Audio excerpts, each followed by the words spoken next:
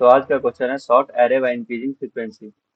So given an array of integer nums, sort the array in increasing order based on the frequency of the values. If multiple values have the same frequency, sort them in decreasing order. Return the sorted array.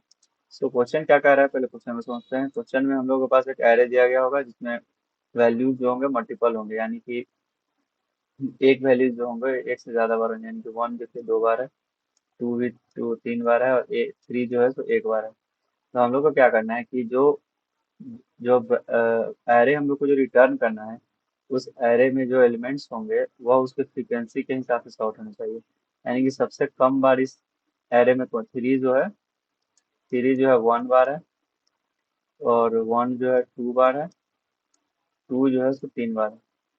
तो हम लोग का जो order होगा return करने का, उसमें सबसे पहले थ्री होगा, वन होगा और टू होगा। वही हम लोग का आंसर है यहाँ पे, थ्री वन और टू। तो हम लोग क्या करना है कि बेसिकली इसके फ्रीक्वेंसी के बेसिस पर हम लोग को इसको सॉर्ट करना है।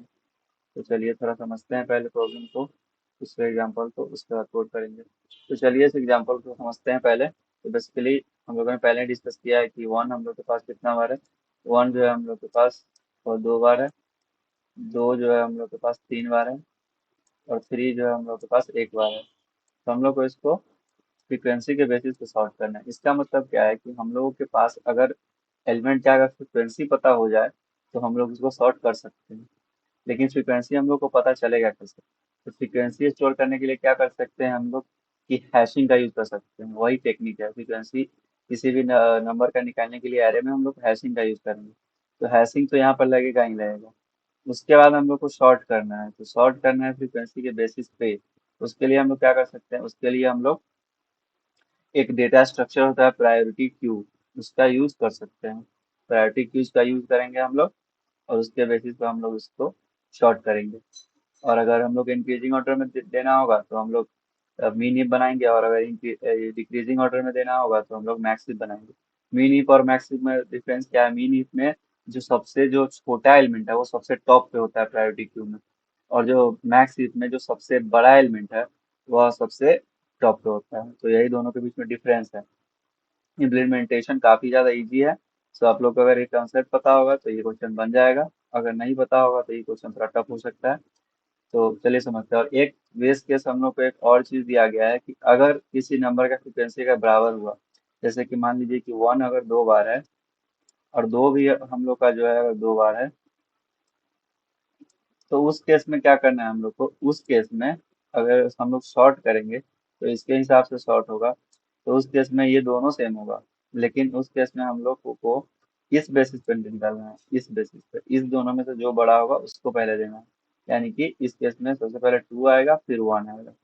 तो ये भी हम लोग को ध्यान रखना है। तो इसके लिए हम लोग कंपेरेटर फंक्शन का यूज करेंगे। कंपेरेटर कंपेरेटर फंक्शन का यूज करेंगे इसको चेक करने के लिए। तो चलिए पहले समझते हैं, जो करेंगे करेंगे कैसे। तो अगर हम लोग मैप का यूज करेंगे अगर हम लोग, तो मैप में हम लोग पहले फ्रीक्वेंसी स्टोर करना पड़ेगा, क्योंकि वो तो जरूरी है। तो फ्रीक्वेंसी का स्टोर करेंगे तो वन जो होगा मैप होगा किससे? वन जो होगा टू, टू जो होगा थ्री, और थ्री जो होगा वन। और एक बार हम लोग का मैप ये हो गया, उसके बाद हम लोग को क्या करना है कि ये वाला जो एलिमेंट है, सेकेंड ये जो सेकेंड वैल्यू है मैप में, जो पेयर जो है उसका जो वैल्यू है की, ये की हुआ और ये वैल्यू होगा, वो वैल्यू के हिसाब से सॉर्ट करना है। तो वैल्यू के लिए हम लोग वैल्यू को एक्सेस करने के लिए क्या करते हैं? डॉट सेकेंड का यूज करते हैं। तो हम लोग क्या करते हैं कि प्रायोरिटी क्यू में अब पुश करते हैं एलिमेंट को, और जो सबसे पहले जो एलिमेंट, और प्रायोरिटी की सॉर्टिंग किस बेसिस पे करेगा? अगर उसको पेयर देंगे तो पेयर में जो सबसे पहले एलिमेंट है उस बेसिस पे सॉर्ट करेगा। अगर हम प्रायोरिटी क्यू में अगर वन और अगर टू देंगे, वन ये जो की हुआ और ये जो पेयर हुआ की और ये वैल्यू हुआ, तो वन और टू, तो इस वन जो ये फर्स्ट जो वैल्यू है इसके बेसिस पे सॉर्ट करेगा। यानी कि अगर हम सबसे पहले की देंगे तो हम लोग को कोई फायदा होने नहीं वाला है। तो उसके लिए हम लोग को इसके सबसे पहले क्या देना होगा? इसके पहले वैल्यू देना होगा। तो हम लोग प्रायोरिटी क्यू में पुश करेंगे, तो प्रायोरिटी क्यू में पुश करने के लिए पी क्यू डॉट पुश का यूज करते हैं हम लोग, पी क्यू डॉट पुश। और उसमें सबसे पहले क्या देंगे? सबसे पहले देंगे सेकेंड वैल्यू, तो लिख देता है सेकेंड, समझ जाइएगा। और उसके बाद देंगे फर्स्ट वैल्यू, उसके बाद देंगे फर्स्ट वैल्यू, उसको हम लोग एक्सेस कर लेंगे, ताकि हम लोग का जो सॉर्टिंग जो हो वह वैल्यू के बेसिस पे हो, ना कि की के बेसिस पे। अब एक बार अगर सॉर्टिंग हम लोग को हो गया, उसके बाद क्या करेंगे, प्रायोरिटी क्यू में हम लोग इटरेट करेंगे कि जब तक प्रायोरिटी की एम्प्टी ना हो जाए, और हर एक एलिमेंट को पुश करते रहेंगे, हर एक एलिमेंट को पुश करते रहेंगे वेक्टर में। और जहाँ पे अगर वैल्यू हम लोग का बराबर आया, उस केस में क्या करेंगे, उस केस में हम लोग कंपेयर करेंगे कंपेरेटर फंक्शन से, और देन हम लोग पुश करेंगे। तो चलिए अब कोड करते हैं, ज्यादा से समझ में आएगा। तो चलिए कोड को समझते हैं। कोड बड़ा था तो पहले ही लिख लिया है मैंने, तो चलिए इसको पहले अच्छे से समझते हैं।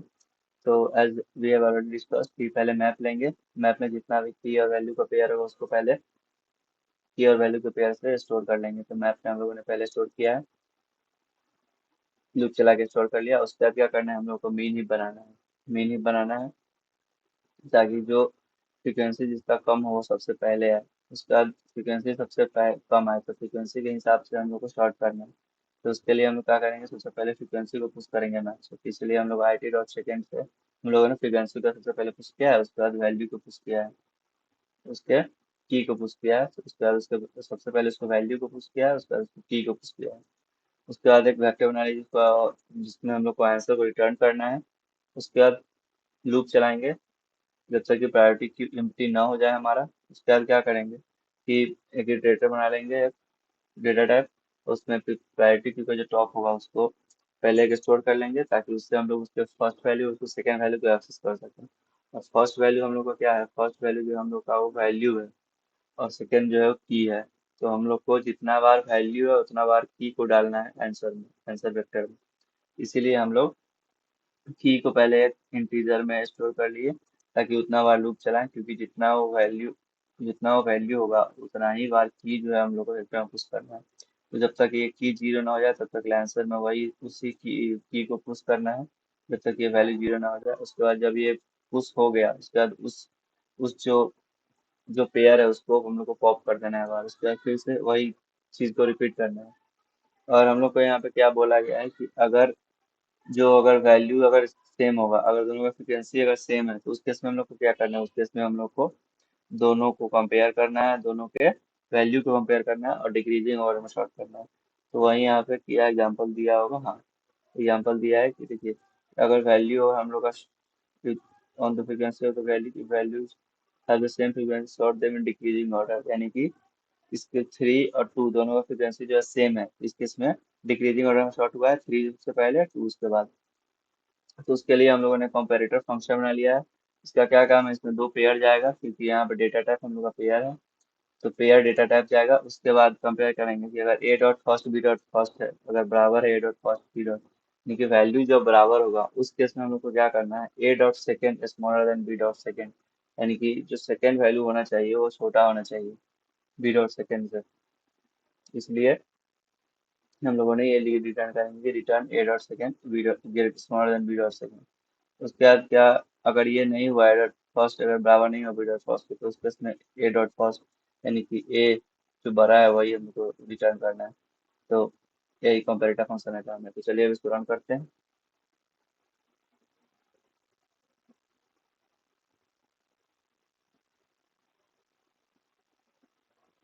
तो ये कोड रन हो गया है, अब इसको सबमिट भी करते हैं।